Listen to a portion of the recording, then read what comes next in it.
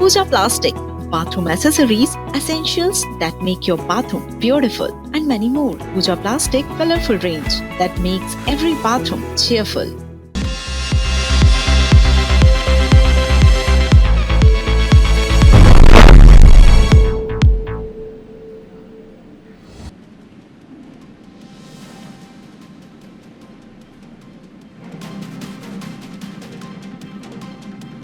नमस्कार, top 10 news में आप सभी दर्शकों का बहुत स्वागत। मैं हूं आपके साथ राहुल सौमित्र।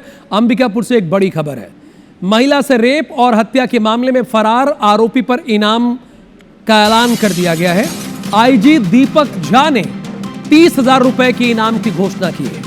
आरोपी को जो भी पकड़वाएगा उसको पुलिस की तरफ से 30,000 रुपए का इनाम मिलेगा। सरगुजा एसपी ने भी 5,000 के इनाम की घोषणा की है। 4 दिन बाद भी पुलिस गिरफ्त से बाहर है आरोपी, और यही वजह है कि पुलिस ने इनाम घोषित कर दिया है। महिला से रेप और हत्या के मामले में आरोपी फरार है, भागा हुआ है। आईजी दीपक झा ने 30,000 रुपए इनाम देने की घोषणा की है। जो भी इसको पकड़वाने में मदद करेगा उसको 30,000 रुपए पुलिस की तरफ से मिलेगा। ये दीपक झा ने ऐलान किया, जो कि आईजी है। एसपी ने भी, यानी सरगुजा के एसपी ने 5,000 के इनाम की घोषणा की है। यानी ये इनामी बदमाश हो गया 35,000 का। ये 4 दिन से पुलिस की गिरफ्त से बाहर है। ये फुटेज भी आप देख रहे हैं, इसके बारे में कोई इंफॉर्मेशन नहीं मिली है। अब यही वजह है कि पुलिस आम लोगों के भरोसे पे आ गई है कि अगर इसको पकड़वाते हैं तो पुलिस की तरफ से इनाम दिया जाएगा। इधर जबलपुर में युवक ने युवती से ब्लैकमेलिंग की है। अश्लील वीडियो वायरल करने की धमकी देकर ब्लैकमेलिंग की है। पीड़िता ने गोरखपुर थाने में शिकायत दर्ज करवाई है। आरोपी पर शादी का झांसा देकर रेप करने का आरोप है। पीड़िता ने अबॉर्शन करवाने के आरोप लगाए हैं। आरोपी पर धमकी देकर 2 लाख रुपए वसूलने के आरोप है। पुलिस को सौंपी है आरोपी की धमकी से भरी चैट हिस्ट्री। ये वही शख्स है जो आप देख रहे हैं। युवक ने युवती से ब्लैकमेलिंग की, यानी लड़के ने लड़की से ब्लैकमेलिंग की है। क्यों? अश्लील वीडियो वायरल करने की धमकी देकर ब्लैकमेल कर रहा है। पीड़िता ने गोरखपुर थाने में शिकायत दर्ज कराई है। ध्यान दीजिएगा, ये गोरखपुर जबलपुर में है, उत्तर प्रदेश वाला गोरखपुर नहीं। आरोपी पर शादी का झांसा देकर रेप करने का आरोप है। पीड़िता ने अबॉर्शन करवाने के भी आरोप लगाए हैं। खबर दमोह से है। पति ने पत्नी को जिंदा जलाने का प्रयास किया है। महिला की हालत गंभीर है, जिला हॉस्पिटल में भर्ती है। घटना को अंजाम देने के बाद आरोपी पति फरार हुआ है। कोतवाली पुलिस मामले की जांच कर रही है।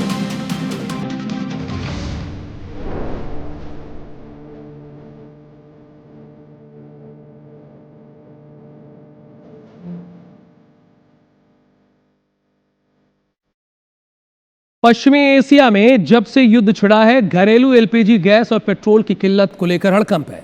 लेकिन इस युद्ध के दूरगामी असर पर किसी की नजर नहीं है। छत्तीसगढ़ में ईरान युद्ध के चलते 55,000 करोड़ के प्रोजेक्ट और विकास कार्यों पर संकट के बादल मंडरा रहे हैं। हम ऐसा क्यों कह रहे हैं, ये रिपोर्ट देखिए, आप समझ जाएंगे।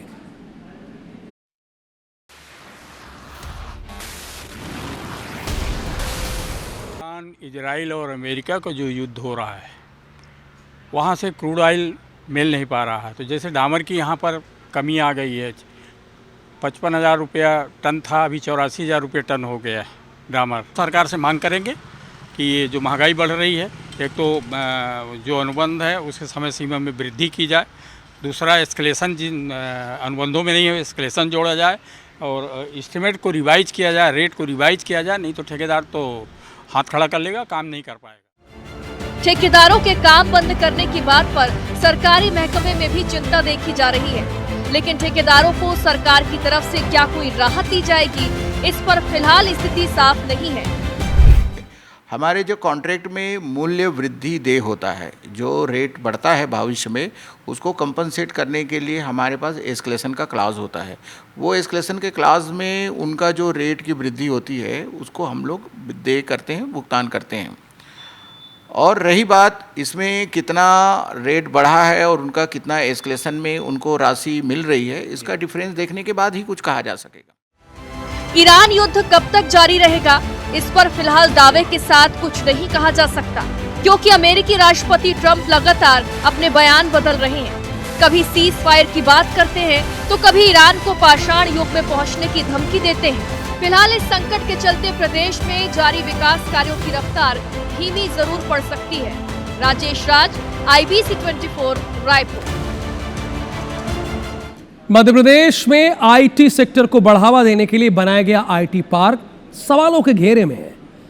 कैग ने हाल ही में इसे लेकर एक ऑडिट रिपोर्ट जारी किया। रिपोर्ट में जो खुलासे हुए हैं उससे Madhya Pradesh electronic development corporation यानी MPSEDC में हड़कंप मचा हुआ है, क्योंकि यही विभाग IT पार्क का काम देख रहा है। लेकिन हालात क्या है वो आपको अपनी इस रिपोर्ट में दिखाते हैं।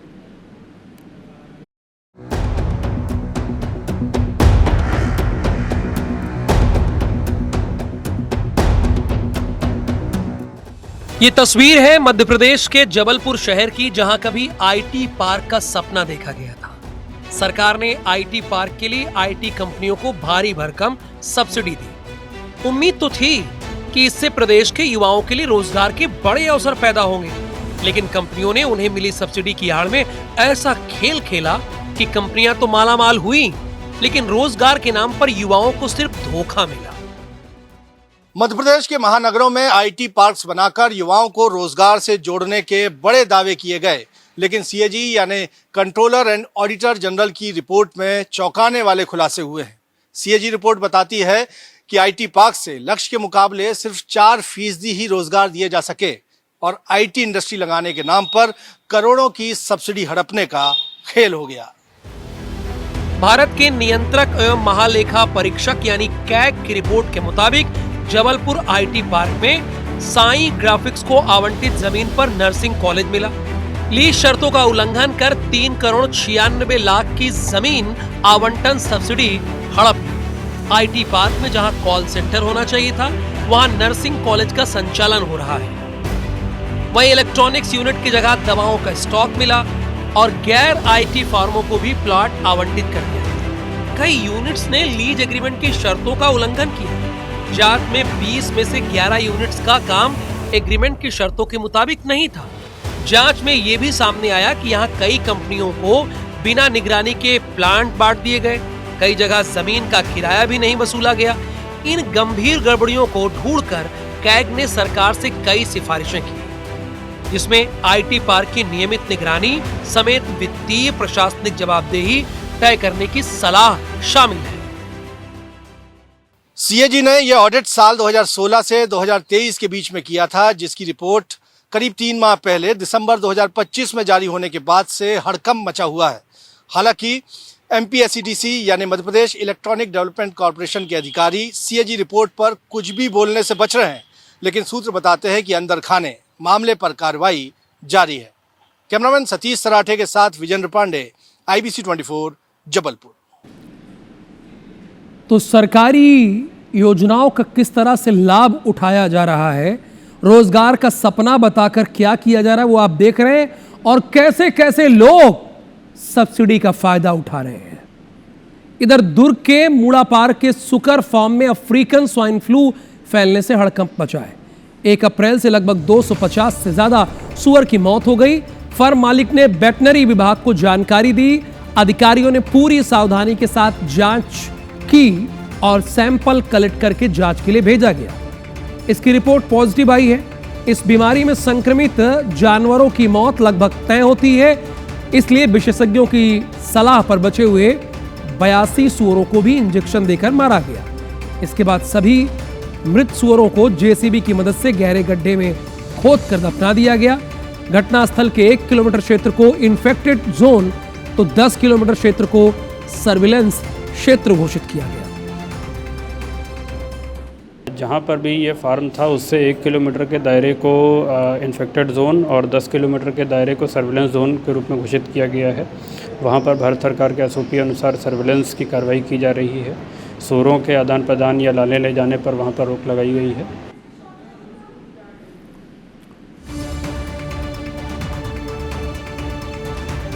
छत्तीसगढ़ में सरकार की मंशा भले ही गरीबों तक राशन वितरण को आसान बनाने की हो, लेकिन इन दिनों सरकारी राशन दुकानों की जमीनी हकीकत कुछ और ही कहानी बयां कर रही है। सार्वजनिक वितरण प्रणाली यानी पीडीएस के तहत 3 महीने का राशन एक मुश्त देने की योजना अब उपभोक्ताओं के लिए परेशानी का सबब बनती जा रही है। क्यों परेशान है उपभोक्ता, बताएगी हमारी ये रिपोर्ट।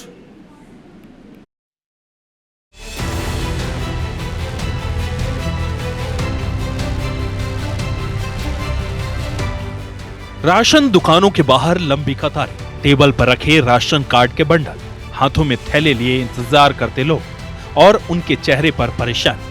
ये तस्वीरें बता रही हैं कि एक मुश्त राशन योजना कैसे लोगों के लिए मुसीबत बन गई है। 3 महीने का चावल एक साथ लेने के लिए उपभोक्ताओं को घंटों इंतजार करना पड़ रहा है।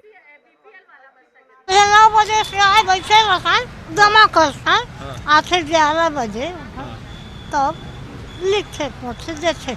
अब समय तो लगबे कर, हिसाब ले एक संग दी तात का कार्ड है नहीं 12 बजे खोले तो आदमी को समय रहेगा तो भी तो 9 बजे खोले तो उनका जल्दी भी मिलेगा। तो 12 बजे 11 बजे खोले तो कहाँ आदमी पब्लिक बैठे, तो बुजुर्ग आदमी भी बैठ नहीं पा रहे हैं। ऐसे में सबसे बड़ी दिक्कत बन रही है पीओएस मशीन की प्रक्रिया। जहां पहले एक बार अंगूठा लगाकर राशन मिल जाता था, वहीं अब 3 महीने के एक मुश्त वितरण के लिए अलग अलग एंट्री करनी पड़ रही है। यानी एक उपभोक्ता को केंद्र और प्रदेश सरकार की योजनाओं के तहत 6 बार अंगूठा लगाना पड़ रहा है। इसके चलते लोगों को खासी मुसीबतों का सामना करना पड़ता है। एक उपभोक्ता 6 बार अंगूठा लगाएगा। कौन सा प्राथमिकता वाला? ये है जो अंत्योदय है, उसमें 4 बार लग रहा है। 3 बार चावल के लिए और 1 बार शक्कर के लिए, उनका 4 बार है। क्या इसी वजह से समय लग रहा है माने? बस उसी वजह से थोड़ा सा समय ज्यादा लग रहा है। बता रहा है ऊपर से 6 बार लग रहा है। अच्छा, हाँ, एक उपभोक्ता को कितना समय देना पड़ रहा है? कम से कम 25 मिनट। 20 से स्टार्ट होता है, कभी 25 में कंप्लीट हो जाता है। 6 बार लगाना पड़ता है। कभी नहीं आता अंगूठा तो 7 बार भी लगवाना पड़ जाता है।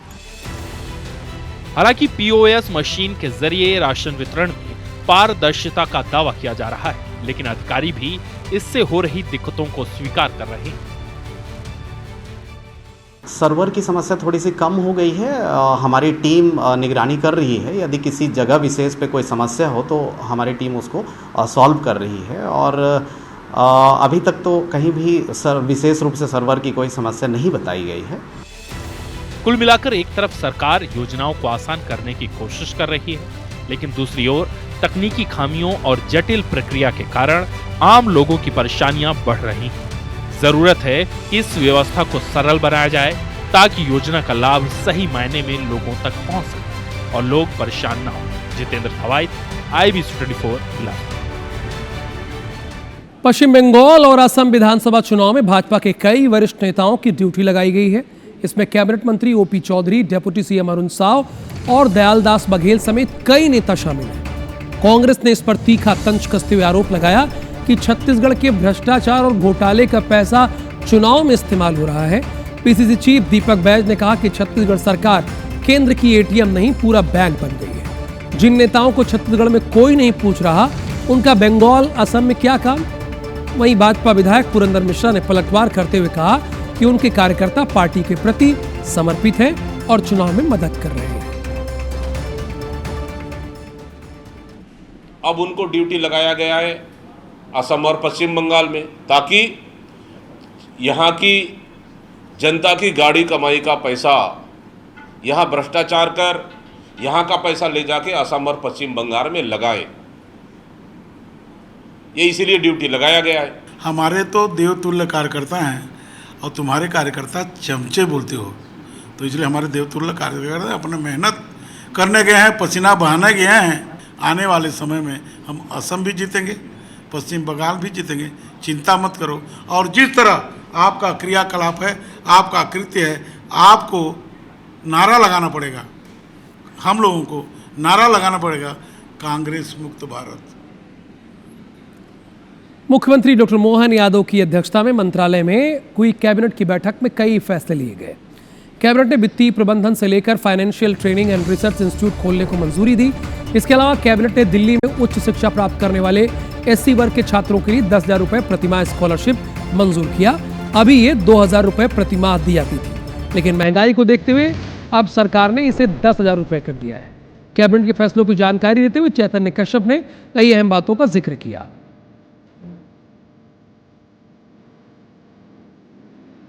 किसानों के लाभ के लिए गेहूं के उपार्जन के साथ बाद ही चना एवं मसूर के उपार्जन का भी निर्णय कैबिनेट ने लिया है और इसके लिए 3174 करोड़ रुपए की स्वीकृति दी गई है। उज्जैन के अंदर सिंहस्थ को देखते हुए इसको रीजनल उड़ान के अंदर उड़ान योजना में उज्जैन हवाई पट्टी को शामिल किया गया है और उसके लिए 590 करोड़ रुपए की जमीनों की अधिग्रहण की स्वीकृति दी गई है। विश्व स्वास्थ्य दिवस के मौके पर IBC 24 ने एक बड़ी पहल करते हुए हेल्थ कॉन्क्लेव का आयोजन किया, जहां स्वास्थ्य से जुड़े अहम मुद्दों पर विशेषज्ञों और नीति निर्माताओं ने खुलकर बात की। दोपहर 12 बजे से लेकर शाम 3:30 बजे तक चले इस कॉन्क्लेव में कुल 7 अहम सेशन हुए, जिनमें सेहत से जुड़े हर पहलू पर गंभीर मंथन हुआ।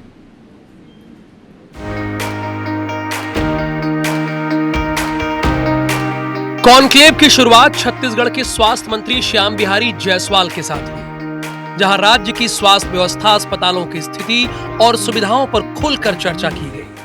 कि जो हमारे हेल्थ सेक्टर में विशेष रूप से हमारी जो गवर्नमेंट हॉस्पिटल्स हैं उसमें डॉक्टरों की कमी की बात आपने कही है जी, और आपको बताते हुए हर्ष हो रहा है मुझे कि लगभग हम लोगों ने 1000 डॉक्टर इन 2-2.5 सालों में, चाहे वो NHM के माध्यम से हो या हमारे DMF के माध्यम से हो या अन्य माध्यमों से, हमने 1000 के आसपास डॉक्टर्स की पोस्टिंग की है।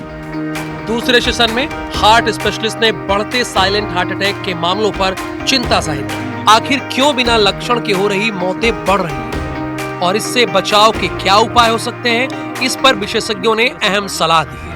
आजकल हम देखते हैं कि साइलेंट अटैक के मामले जो है वो बहुत ज्यादा बढ़ते जा रहे हैं। जो refined foods, adulterated foods and pollution, इन चीजों का एक बहुत बड़ा योगदान है। तीसरा सेशन रहा डिप्रेशन पर। परीक्षा और रिजल्ट के दबाव में युवा किस तरह मानसिक तनाव से गुजर रहे हैं और कैसे कई बार हालात आत्मघाती कदम तक पहुंच जाते हैं। इससे बचने को उपाय क्या है, इस पर मनोचिकित्सकों ने जरूरी सुझाव दिए। ये एंजाइटी है, डिप्रेशन है, क्या है, थोड़ा सा बताइए। एक्चुअली जो मन है, मन के लिए हम जब बात करते हैं तो एक कहावत है, a sound body lives in a sound mind. चौथे सेशन में कैंसर जैसी जानलेवा बीमारी पर चर्चा रही, लेकिन इस बार डर नहीं बल्कि उम्मीद की बात हुई, क्योंकि अब कई मरीज कैंसर को हराकर नई जिंदगी जी रहे हैं। एक्सपर्ट्स ने बताया कि समय पर इलाज और सही जानकारी से कैंसर पर जीत संभव है। क्या ऐसी चीजें हैं आज के दौर की जो कैंसर को खुला न्योता देती हैं, जिनसे हमको बचना है? स्ट्रेसफुल लाइफ, आप खेलते कूदते वाला वो सब खत्म हो चुका है। सभी लोग कंप्यूटर पे, मोबाइल पे बिजी हैं, व्यस्त हैं। 5वें सेशन में इलाज के विकल्पों पर बहस हुई। एलोपैथी, आयुर्वेद और होम्योपैथी, तीनों पद्धतियों के डॉक्टर एक मंच पर हैं और चर्चा हुई आखिर कौन सा इलाज कितना कारगर है। ऐसे में एक बड़ा सवाल सामने ये उठता है कि क्या हमें किसी एक पद्धति को चुनना चाहिए या फिर इन सभी का एक संतुलित संयोजन होना चाहिए, यानी कि integrated treatment. Integrated system already बना हुआ है, एलोपैथी अब कुछ नहीं बचा है। अभी हम जो प्रैक्टिस करते हैं वो मॉडर्न मेडिसिन है, एविडेंस बेस्ड मेडिसिन है। छठे सेशन में डायबिटीज और ओबेसिटी को लेकर चर्चा हुई। एक बार होने के बाद जिंदगी भर साथ रहने वाली इस बीमारी से कैसे बचा जाए, क्या सावधानी ही एकमात्र उपाय है? एक्सपर्ट ने लाइफस्टाइल में बदलाव को सबसे बड़ा हथियार बताया। बीमारी है महामारी, हमने नाम दिया है कि एक बार अगर आ जाती है तो ये जाती नहीं। ये बीमारी जरूर है और बहुत सी बार लोग जानते ही नहीं है कि ये बीमारी है। कई बार लोगों का एटीट्यूड रहता है ये तो उम्र के साथ, बहुत कैजुअल अप्रोच है, ये तो उम्र के साथ हो गया। कॉन्क्लेव का आखिरी सेशन मध्य प्रदेश के डेप्यूटी चीफ मिनिस्टर और स्वास्थ्य मंत्री राजेंद्र शुक्ला के साथ, जहां सस्ते इलाज और सरकारी अस्पतालों की स्थिति और बढ़ते मेडिकल खर्च पर सीधी बातचीत। तो जो आपने संकल्प लिए थे अपने संकल्प पत्र में, इन आधे 2.5 वर्ष में उसमें से आपने क्या क्या पूरे कर लिए? तो पिछले 2-2.5 वर्षों में हमने हर वर्ष 3 मेडिकल कॉलेज शुरू किए हैं, जो पहले से ही जिसके काम चल रहे थे और काम उसके पूरे हुए। एनएमसी से उसके परमिशंस प्राप्त की गई, फैकल्टी का रिक्रूटमेंट किया गया और इस वर्ष भी मुझे आपको बताते हुए प्रसन्नता है कि 3 मेडिकल कॉलेज छतरपुर, दमोह और बुधनी हम शुरू करने वाले हैं। अगले साल फिर 3 मेडिकल कॉलेज शुरू करेंगे। IBC 24 हेल्थ कॉन्क्लेव ने साफ कर दिया कि बेहतर सेहत के लिए जागरूकता, यही जानकारी और समय पर कदम उठाना बेहद जरूरी है, क्योंकि सेहत ही सबसे बड़ी संपत्ति है। ये सिर्फ एक हेल्थ कॉन्क्लेव नहीं बल्कि सभी दर्शकों और समाज के लिए कंप्लीट हेल्थ अवेयरनेस शो रहा और यही इस बार वर्ल्ड हेल्थ डे का थीम भी था। चैनल को मैं हृदय से धन्यवाद देता हूं कि विश्व स्वास्थ्य दिवस के अवसर पर आप लोगों ने ये कॉन्क्लेव आयोजित किया है। जी, निश्चित रूप से जो विषय विशेषज्ञ हैं उनके माध्यम से पूरे प्रदेश को आपके इस प्रयास का लाभ मिलेगा।